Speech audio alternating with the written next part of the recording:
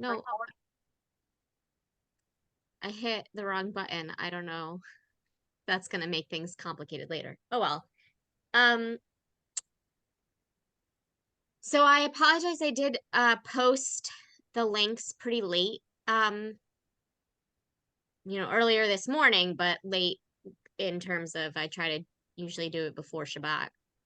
But anyway, we'll talk about it. And if you didn't get a chance to look at them ahead of time, you can look at them later. They include just some like timeline stuff. So, like last time, which had a timeline for all of Jews in America, which was way more than we needed for the topic of money and power, but kind of situated things in their context. I similarly put a timeline for Reform Judaism specifically, which again is like more in depth than we need, but gives you some sense of um, context and everything.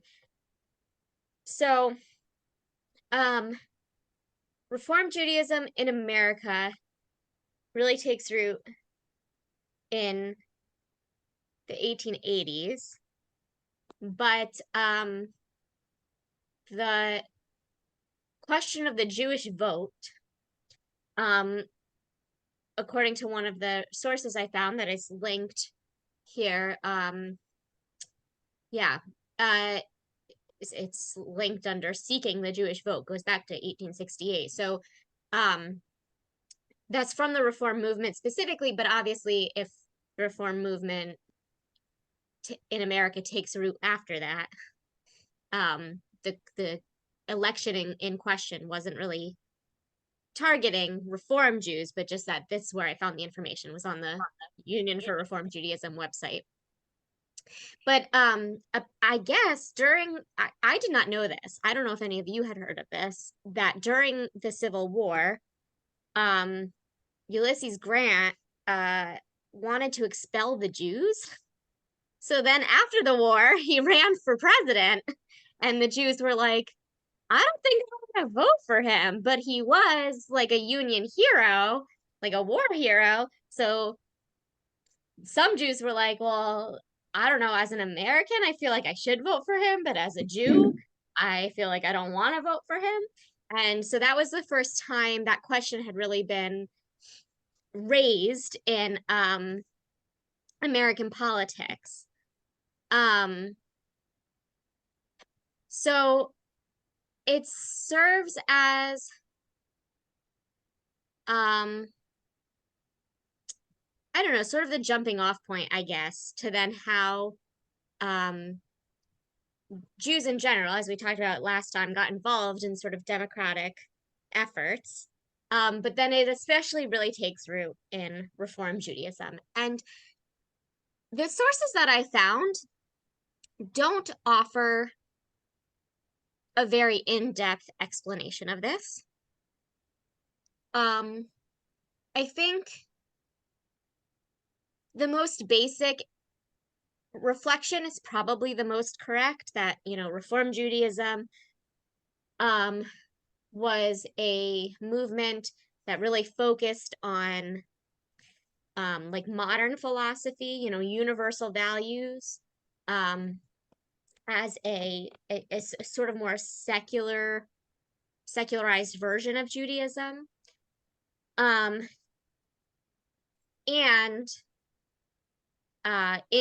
in service of those goals of a more universalized version of Judaism, it lifts up the books of the prophets over some of the more legalistic texts that other Jews might follow, because they talk about like universal human rights questions more often. These issues of justice and throwing off the yoke of oppression and all of these things. So if Reform Jews see themselves as prophetic Jews, following in the footsteps of the Hebrew prophets more so than the footsteps of Moses, for example, or even like the Talmudic rabbis, that's how we came to be sort of the social justice movement. I think I could be wrong, that it could be that the social justice part came first, but my sense is that this sort of assimilationist goals came first, but those lent themselves to social justice, because that's right, that's like part of the whole um more universalist approach to Judaism, that like these are our sacred texts, this is our cultural heritage, but we're all one human race, and that like we all deserve equal equality and equity. Which, not that other Jews don't believe that, but just that like there tends to be more of a um like isolationism, I think, inherent in a lot of other religious traditions, including other Jewish movements and non-Jewish movements as well. Whereas Reform Judaism was so purposefully against that sort of isolationism. Um, so I my sense is that's why. But to be honest, I couldn't find a lot of great um like historical sociological analysis of how Reform Judaism came to be um the social justice movement. But I did want to look at one of the links I chose, talks about this a little bit, advocacy and activism, why advocacy is central to Reform Judaism. So here, I'm going to share my screen and we can, whoops, look at that together. Um, This is from the Religious Action Center website. The Religious Action Center was founded in 1961. We can talk more about the history very specifically of the Religious Action Center as a entity and as a branch of Reform Judaism. But first, let's look at this, because this is the closest thing I could find to this sort of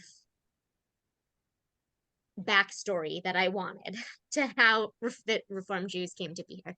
So first, does somebody want to read the Eric Yaffe quote here? Eric Yaffe was the president of the Reform movement when I was a teenager. Yeah, go ahead, Terry. Wait, you're muted. There you go. Okay. Reform Jews are committed to social justice. Even as Reform Jews embrace ritual, prayer, and ceremony more than ever, we continue to see social justice as a jewel in the Reformed Jewish crown. Like the prophets, we never forget that God is concerned about the everyday and that the blights of society take precedence over the mysteries of heaven. A Reformed synagogue that does not alleviate the anguish of the suffering is a contradiction in terms. Okay.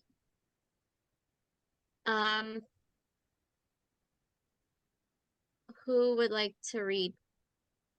Actually, we don't have to read the whole thing word for word, but that will get boring. But the gist of it, right, is that to be a Jew is to care about the world around us, but particularly for a reform movement, it has become very deeply embedded. And so what does that mean if we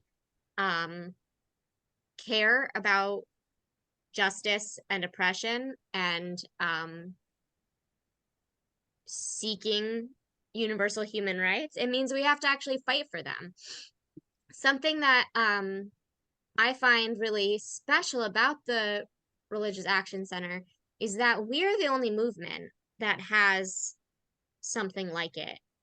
The Reconstructionist movement also tends to be, very progressive. Um, they don't have a Religious Action Center. They are very well represented. Reconstructionist Jews and Reconstructionist rabbis are very well represented in, like maybe even overrepresented, considering how small their movement is, in like pluralistic Jewish social action spaces, like Truah, the Rabbinic Call for Human Rights, for example, comes to mind as a place where I've met a lot of Reconstructionist rabbis.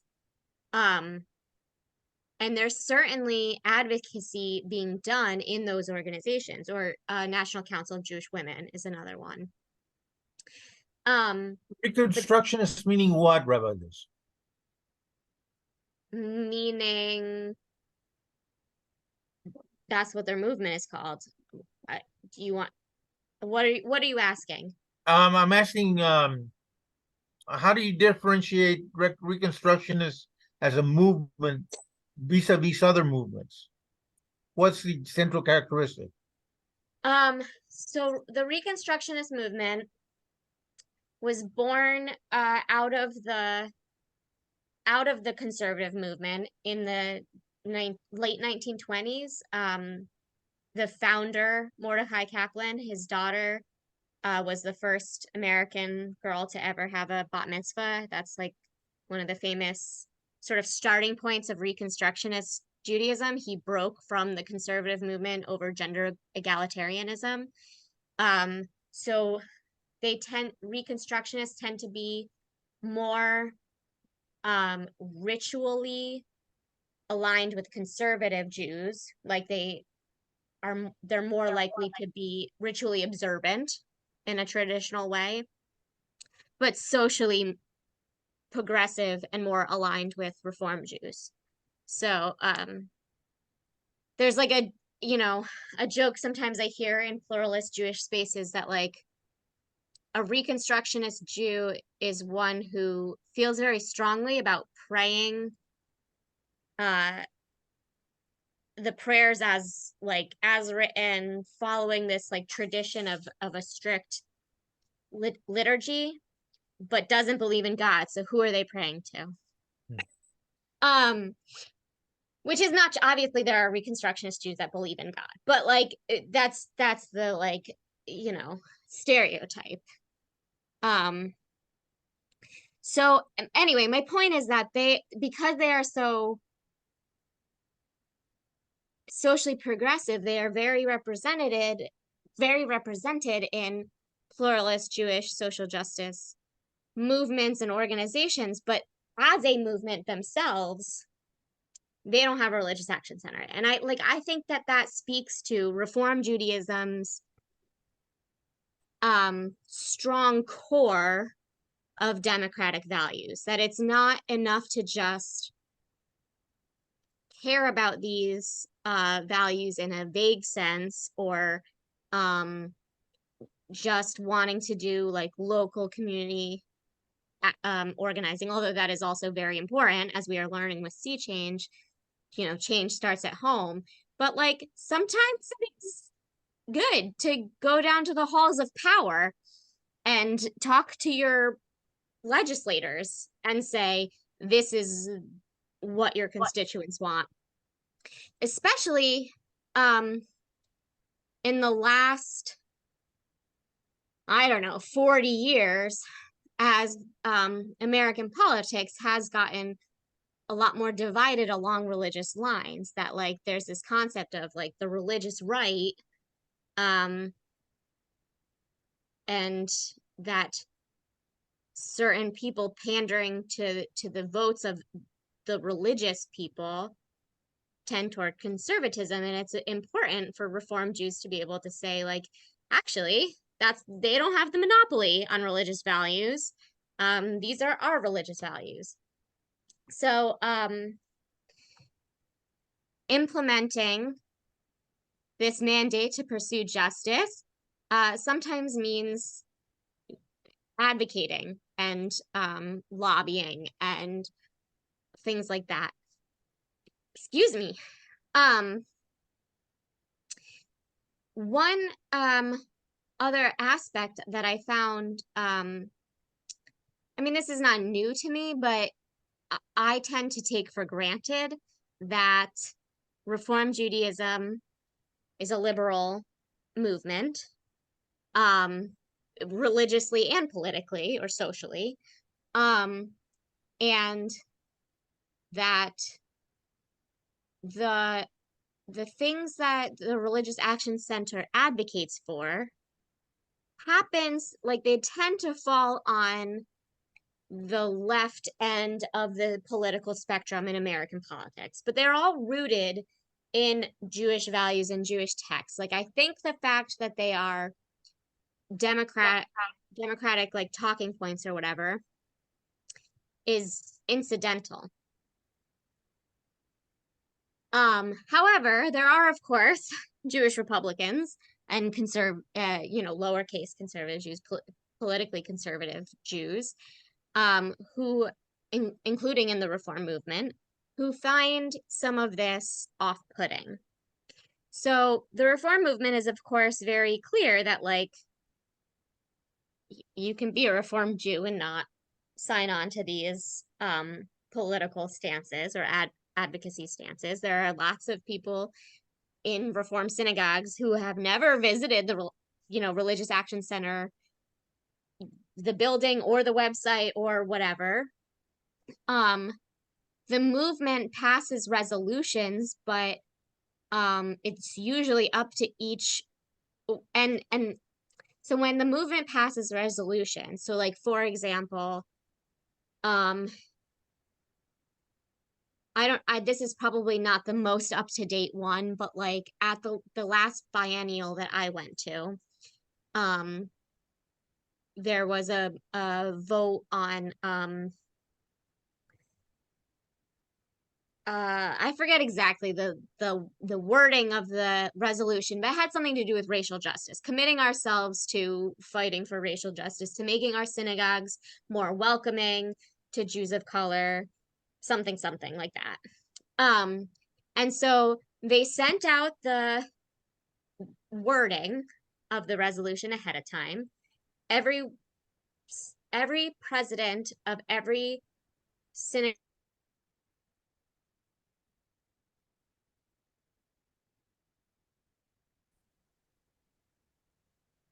If you can hear me, Rabbi, you're frozen. Oh no. Now you're back. Okay.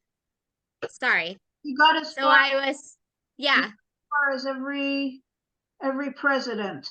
Okay. So every president received the information ahead of time, hopefully with the understanding that they would share the wording of the resolution with their board or with their congregation. And then they vote on behalf of their community.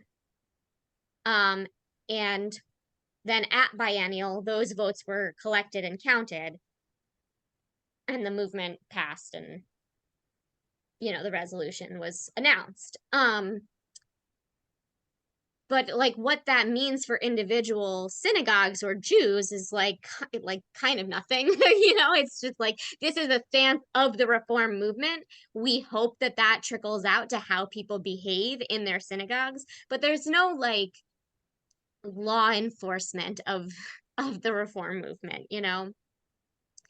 So it's not like meant to be exclusionary. But I know that some people do feel that it is. So one of the other things I linked on the website is an article from Moment magazine, which tends to be a more conservative leaning Jewish publication. Where, it's written by a Reform Jew who complains that his rabbi sermons sound like they are Democratic Party talking points or platforms. I'm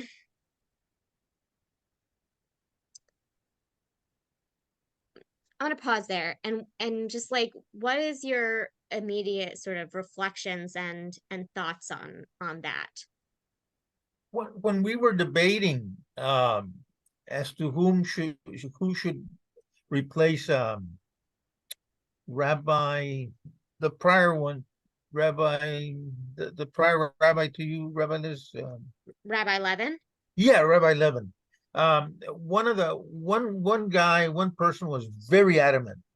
We have become a spokespersons for the Democratic Party. And he was very irate about that and very emphatic. about that. Me personally, I don't see it that way. I think that what you when you enunciate your principles, you are talking about human values from a humanistic point of view, and whether they be applicable to Republicans or Democrats or whatever. But this guy, I've never seen him since. I think that the tenets of Reform Judaism, just because of who we are and what we believe in, just happen to fall in line more so with the Democratic Party than, let's say, we do with the current Republican Party, if there is one. Right. But Well, I think that's something. I guess just because of who we are, not because that's not political. It's just because of what we believe in. What we believe in, yeah. What we could I say will is say that the Demo- also. Oh, sorry. Go ahead, Mom. what we could say is that the Democratic Party has become a spokesperson for Reform Jews. There you go. Well, yeah. So I will say that that's part of. I don't think he has a very. I mean, obviously, I'm biased, but I don't think the author of the article in the Moment magazine has a very astute political analysis, but he does say, like 60 years ago, 50 years ago, you could find reform leadership on both sides of the aisle politically. And so part of that is, but now it's not just that the reform movement has become too representative of the Democratic Party, but specifically the left wing of the Democratic Party. But like what he doesn't seem to realize is that's because the Overton window has shifted, that the Republican Party has become like the Tea Party and the MAGA folks, and so then the center became what was considered conservative 50 years ago. And so like I don't know. Anyway, and that's a thing for me too. When people accuse me of using the BEMA as a platform for the Democratic Party, I'm like, if you only knew how left I could go. Okay, go ahead, Debbie. I think it's partly the current atmosphere is that everything belongs to a political party, whether it be Democratic or Republican. I remember one form, and it's been going on for, I mean, it's highly magnified now, but it's been going on for a long time. A former rabbi had a sermon that it was simply about helping the poor eat. I mean, Yeah. It's just simply that. There was some quote from the Torah or the Talmud about how important it is to help feed everybody. And somebody got up and walked out and never came back because they saw it as political. It wasn't political. It was Jewish. It wasn't even reform. It was, and everything belongs to a party now. And it's very depressing. One thing I like to point out when people get nervous about politics at synagogue is that Judaism is political. It's not partisan. That's the difference. But when it commands us to pursue justice and overthrow the yoke of oppression, that is a political command. That is about how we set up our institutions of power and how we expect secular institutions of power to behave themselves in communities or civilizations where we live. So, but that's not the same as partisan. And I think that's where people get confused. And that applies too to like the tax laws, right? That people get, not only do they get touchy about like this idea that if you're advocating for something that sounds like it's from the opposite party than I align with, then I'm like personally offended. But I also know that a lot of people get nervous from like a legal or moral standpoint, and sorry, not moral, a legal or like financial standpoint, that we're going to get in trouble if we talk about politics from the BEMA because we can't advocate for political candidates from the Bema.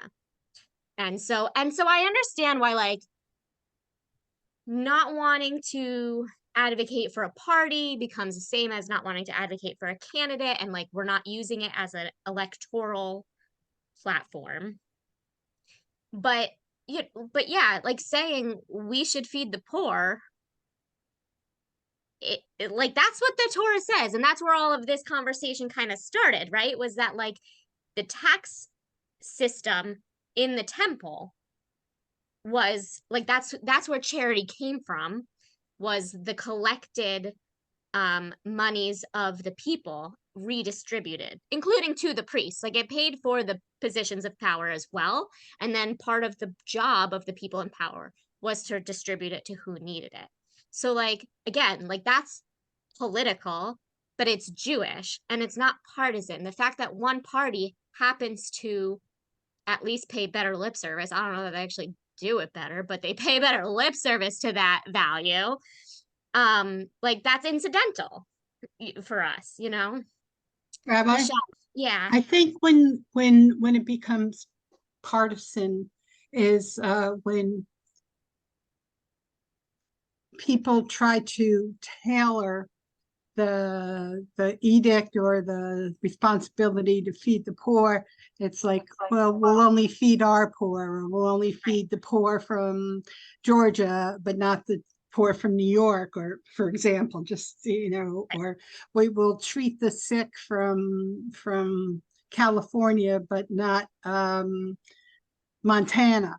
We'll let in people from certain countries, but not other countries. We'll let in 10 people, but not 100. That's the partisanness yeah, that I think has developed. I remember when I was a child and my mother was on the rabbi search committee. Unfortunately, our beloved rabbi had passed away from cancer. And one of the candidates who eventually did become a rabbi had marched with Martin Luther King. And that was considered, oh my gosh, we can't hire somebody like that.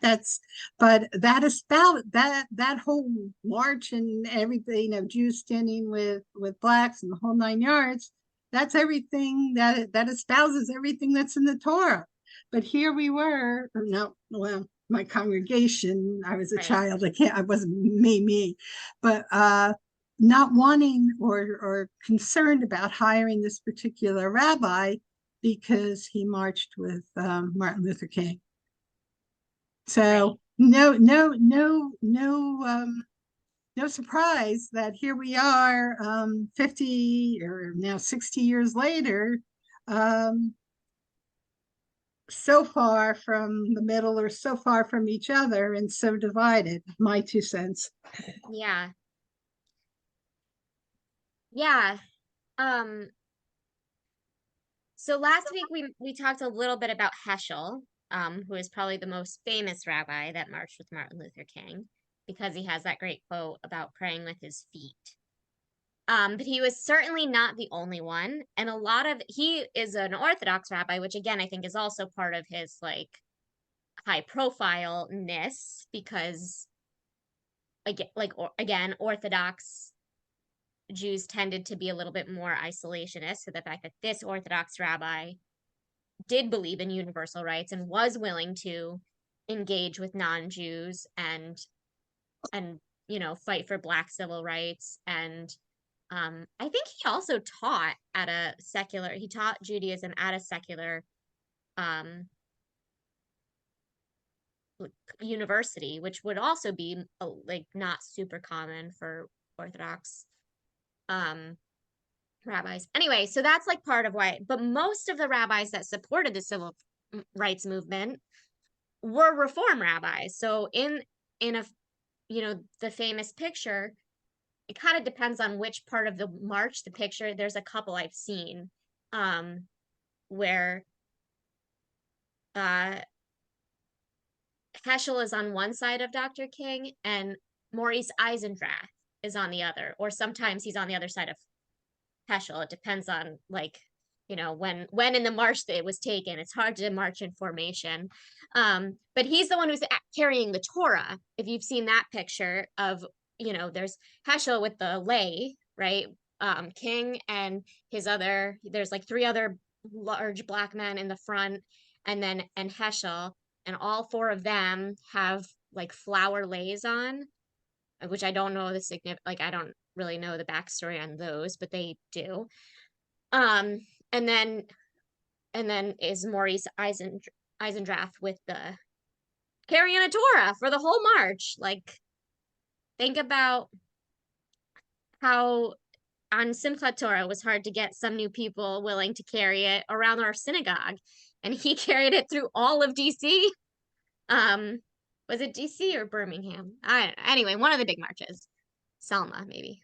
Anyway, then there's also the temple, which I think is technically was called Temple Micah, but it was known as the temple in Georgia, I think Atlanta, that was bombed because of its participation in the civil rights movement.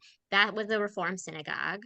A Rabbi lot Gold, of the, yeah, sorry, go ahead. I was going to say that Rabbi Goldberg from Michigan, Israel, and Hamden also marched with Dr. King, I think, during that. It was photographed with him. And I know that Dr. King had spoken at Michigan, Israel. At Michigan is, yeah, I do remember that being part of Michigan Israel's lore, that Dr. King had spoken there. I didn't know that their rabbi had marched with him. Yeah, and a lot of the rabbis that it wasn't just rabbis. I know some progressive preachers also did some of the like the voter registration stuff. That was a big aspect for clergy, white clergy who wanted to be involved. But there was a large number of Reform rabbis that did that as well. So, you know, there's this history in Reform Judaism of wanting to be engaged in not just social action, but social justice, like engaged in the political advocacy of justice, of moving our society forward. And so then the building itself actually of the Religious Action Center, actually it's not the building. The building is named after Kivi Kaplan, who just like a rich Reform Jew. He wasn't a rabbi, but he just had money, so he donated for the building in DC. But he has this story about going down to, I guess, Florida, which is, you know, Florida has a reputation of not being like really Southern, but most of it is. Like once you get down to like Miami or Boca, sure, that's where all the old Jews are and like the Disney adults and whatever. But most of northern Florida is very the South. So Kivi Kaplan went down and he's riding and, you know, taking a taxi from the airport to his hotel room, and he passes a sign that says, you know, in a shop window that says "No dogs, no Jews," and he comments on it, and his black taxi driver, you know, says they don't even bother telling us we're not allowed in. Like that's just taken for, you know, as obvious. And that's when Kivi Kaplan realized that, like, as a Northern Jew who did have, you know, who hadn't really experienced that kind of discrimination in America. I don't know his backstory. I'm sure his family had experienced it wherever they came from, but he didn't in DC. And so, you know, then that's when he realized that Jews had a stake in the civil rights movement and had a responsibility in places where they were seen as white or more white adjacent, because that was the transition period for Jews becoming white. So it really depended on obviously what state, because like Florida, no Jews, no dogs. But that where they had that access to political power, they had a responsibility. So he established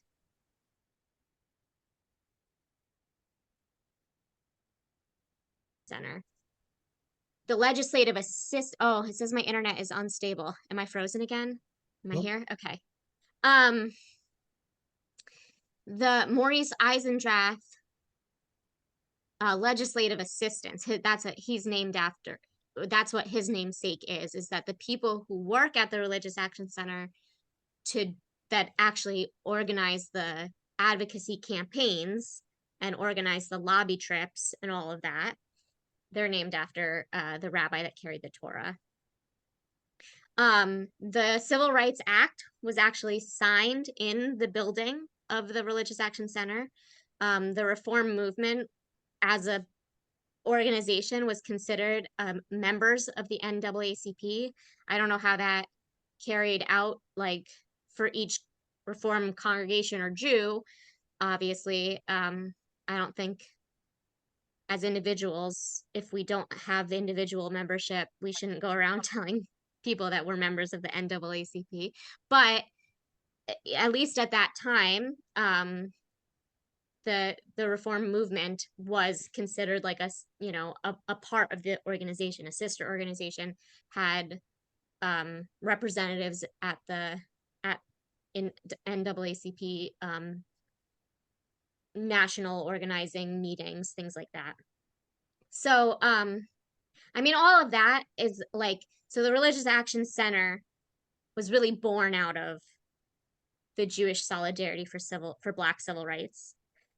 But that's not the only thing, obviously, that Reform Jews care about. And I mentioned that in 2018, that was also like the resolution back on the table, was we were talking about racial justice again. But in between and beyond 2018, the Religious Action Center has also advocated for LGBTQ equality and rights, was at least for same-sex marriage, was one of the like strongest advocates before it was legalized federally.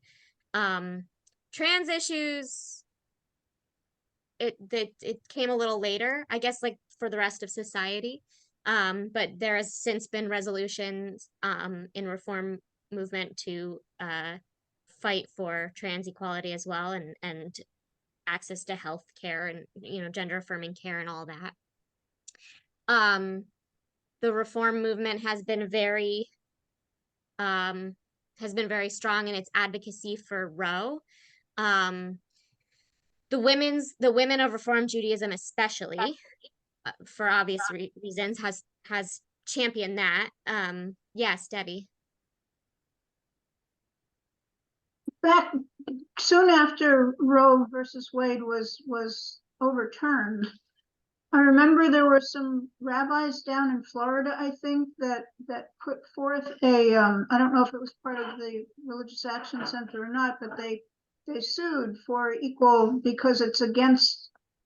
Yeah. Yeah. You know what happened with that? Did that ever come up to court? The theory, I don't think. the idea was that to forbid abortion went against Jewish principles. So it was Right.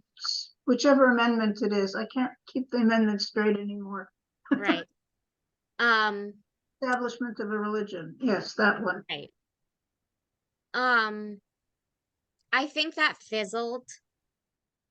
I have not heard. I mean, certainly it didn't help reset Roe. It might still be in court, but I think even the rabbis who filed that suit knew that nothing was really going to come from it, but it was more about making this statement. And again, like I said about, in American politics in the last 20 years, where like this idea of the religious voice has been from the right, sometimes it's just important to remind politicians that like we also exist and are your constituents and have religious values and are going to fight for them from a biblically rooted place of value, of religious law. Rabbi Liz, Yeah. here's the perfect point, phase for me to intercede. Okay. Where in the scriptures is the point most blatantly made, most emphatically made about social justice? Everywhere. Um, so we have what's called the Holiness Code, um, which is often summed up as that which is hateful to you, do not do unto others, right? So that's sort of, I mean, that makes that the case for like universal human rights. A lot of the things in the Holiness Code also point out ways of what do I want to say? They advocate for equality. Some of them are very like still very personal and between you and God, like don't get tattoos is in the Holiness Code. Um, like what is who cares? But don't put a stumbling block before the blind or speak curses of the deaf. That's in the Holiness Code. The reminder for to wear the fringes on your clothes and on your the forelocks, if you have sideburns. I can't grow those, but which it doesn't say in the Holiness Code, but the point of those is to remind you to leave the corners of your fields, so that the poor can come and eat with dignity. So like that's related. So that's this, I would say, the central part in the Torah. Then there's also in Deuteronomy, justice, justice shall you pursue, is a commandment given, although it's a little vague in the part in Deuteronomy where that line comes from, like what counts as justice or what counts as pursuing it. It's very open for interpretation, but based on what else we know about the Torah as a whole, we can understand that for social justice. And then especially, like I said, the prophets, which is why Reform Judaism latched on to the prophets and came to call itself prophetic Judaism, as it sought to sort of discard some of the ritual commandments and halacha that like we don't have to keep kosher, we don't have to keep Shabbat, we don't have to wear a yarmulke. Like that's not what makes us what makes us Jewish. What makes us Jewish are our Jewish values, which come from Isaiah saying, this is not the fast I desire. What I desire is that you should feed the poor and lift the yoke of oppression off your servants. I mean, like the people Isaiah is reproaching is, at least in that section that we read on Yom Kippur, that's like so iconic, I think, for me and for Reform Jewish values. He's talking to rich people, to people in power who have who have direct power over other humans, and that like then they get to go to the temple or to wherever. I mean, part of Isaiah takes place in the exile, so they didn't have a temple in Babylonia, but they go and pray and fast, but meanwhile their servants are still working in the fields back home, like they're still making money that day. And Isaiah's like, that's not it, that's not what this day is about. So that's a strong one. And then there's just like so many little quotes you could take. Like all of the prophets basically are about these human rights, the value of human life, that what does God require of you? Only that you act justly, love mercy, and walk humbly with your God. Let justice rain down like waters, and righteousness like a rolling stream. Like all of these quotes from the prophets come to be used very strongly in Reform Judaism, and you see them a lot in civil rights spaces. Like Dr. King loved to quote Micah, the prophet Micah. Reverend Dr. Barber, who is like the current sort of revivalist of the Poor People's Campaign, and I don't know, fighting for a lot of the same stuff Dr. King fought for. He quotes those those prophets a lot as well. So you see in a lot of like religious left organizing spaces, but they're from the Old Testament. I mean, it's even when the Christian clergy are quoting them, there are texts, you know, and I think, you know, and especially for Reform Jews, that we still tend to read and study the Torah more than the prophets as organizations, but, or sorry, as synagogues, I should say. But as a broader organization, the Reform movement has really uplifted the teachings of the prophets over the teachings of the Torah. They're not in contradiction with each other. I mean, the prophets were advocating that people follow the values laid out in the Torah, but they're saying it's not enough to follow the letter of the law, to go to the temple and offer your sacrifices, to fast on this fast day, to whatever, if you're not also giving your workers their day of rest, if you're not also giving your fair share to the poor, if you're not also, you know, whatever, if you're not treating people like people.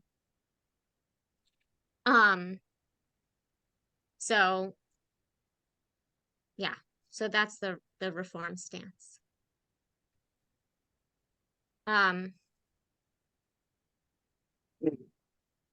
So as we wrap up, I do encourage you to go and look at, if not all of the links on the website, you know, on the adult ed tab, at least the one that will take you to the Religious Action homepage, and like look at some of the things that are currently, excuse me, on the sort of legislative table for Reform Jewish values. Last I looked, it was, I mean, currently there's some stuff for Israel on there. Which, interesting side note, Reform Judaism had originally taken an explicitly anti-Zionist stance, like in the 1800s and early 1900s. And then it had kind of started to shift, you know, socially, like within the movement, once Israel was established. And then especially after 1967, that's when the Reform movement became explicitly Zionist. So that's just like, I don't know. Sometimes our understandings of the values can also change with like whatever the social reality is. And they can change back or change further. But anyway, so there is stuff on the Religious Action Center about supporting Israel, you know, in its current situation. But a lot of the stuff before this past 2 weeks was like climate justice, racial justice, and reproductive justice. So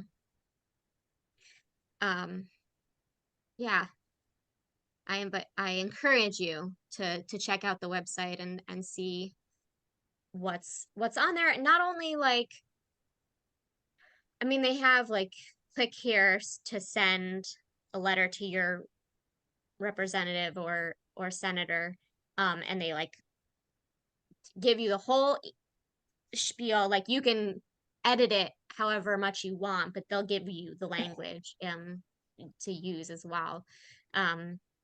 But even if you don't want to send that email to your legislators, just to look at how the connection between the Jewish text and the political legislation, like how they draw those lines and show that this is a Jewish value to fight for climate justice or reproductive justice or racial justice or like whatever the topic is. Yes, Debbie. I knew that Religious Action Center was a liberal activist organization, but I never realized that they were actually part of URJ and CCAR. So Yeah. Yeah, I think it's pretty cool that we have that. Take that, Reconstructionist movement.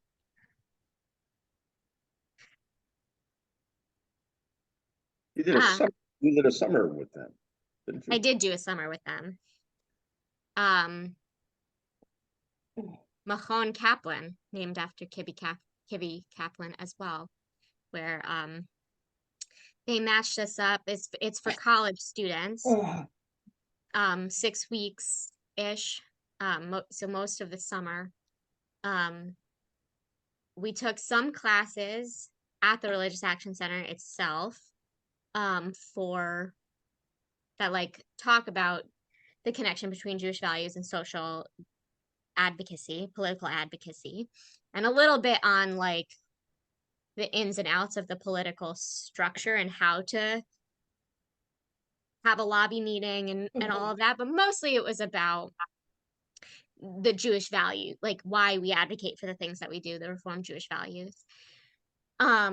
And then we also were each placed with a partner organization, a nonprofit, and did like unpaid internships with them. So I worked with Americans for Peace Now, which is the American advocacy arm of Peace Now, Shalom Achshav, which is an Israeli organization that advocates for a two-state solution and does settlement watch, like help, like that's their big thing, or it was. Now I feel like I only ever see B'Tselem doing it in Israel, but Shalom Achshav also, kept tabs on the illegal growth of civilian settlements in the West Bank, for the purpose of like that it's a danger to Israeli safety as well, that that if it gets in the way of a viable peace solution, then like what's your ideological move there? So that's who I worked with. And I don't know, I had a proud moment where at one point I was writing a blog post for them about the latest. I mean, this is 2009, so like it's a long time ago. But at the time, the latest survey of young adults in Israel, Palestine, what their views for a peace solution was. And because Shalom Achshav and Americans for Peace Now is an explicitly two-state solution, like that's what they believe in. They wanted me to only report on the numbers that supported that. And I was like, okay, but if this many people also think that a binational state is viable, that they can live side by side as Israelis and Palestinians, then like, isn't that also still pro-peace? And I argued my point well enough that he let me put that data point in the article as well. And then I felt very good about myself, as you can tell, because I remember 14 years later.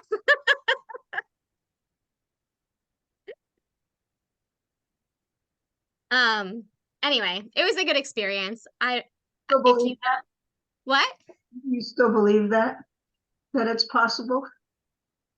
A binational state? That's okay. You don't have to. I still believe that it's a good sign if people who live there believe it's possible. Good answer.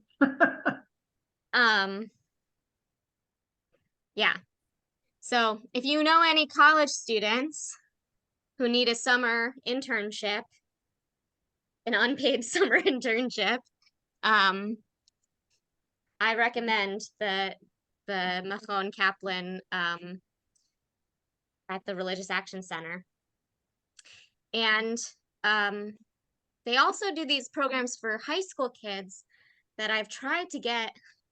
It's hard for us, because we're like so close and yet so far. So they do these weekends called Latakain, which part of it's like, again, the education on advocacy, on the Jewish values for social justice, and the issues themselves. So the kids get an opportunity to like learn a little bit about several issues.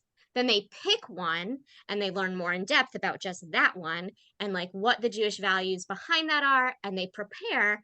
And then so it's like a Friday to Monday long weekend thing. So that on that Monday they go to the Hill and the kids have the opportunities to meet with their senators and congressmen, or at least the legislative assistants of those offices, and lobby and like make their case, even though they're not of voting age yet. So it's like whatever, but it's a great experience.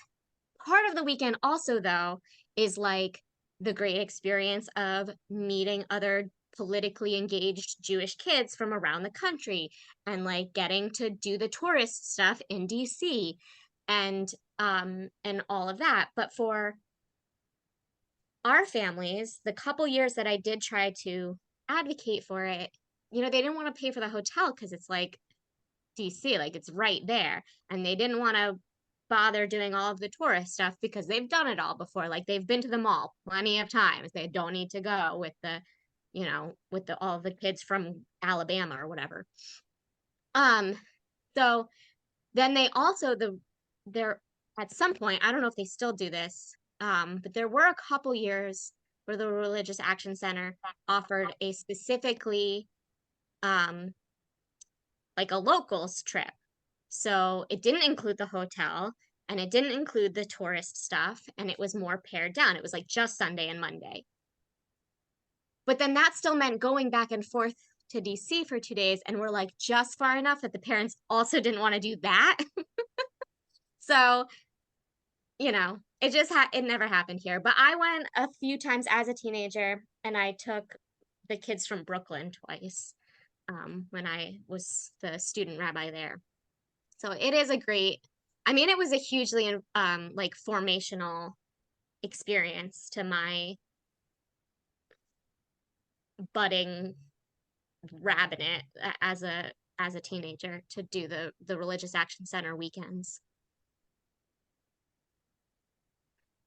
All right. Any last questions or thoughts? And also, if you think of any during the week of things that you want to talk about at our coffee talk next week, let me know. And then I won't prepare anything in advance, I won't prepare something to direct us. But if you have questions that it would be useful for me to look up some answers or like come prepared to answer, anytime during the week you think of them, email me.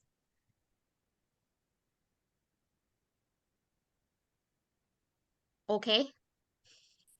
Yeah. Okay. But next week is not Zoom. Next week We won't be there. Yeah. Sorry, we'll miss you.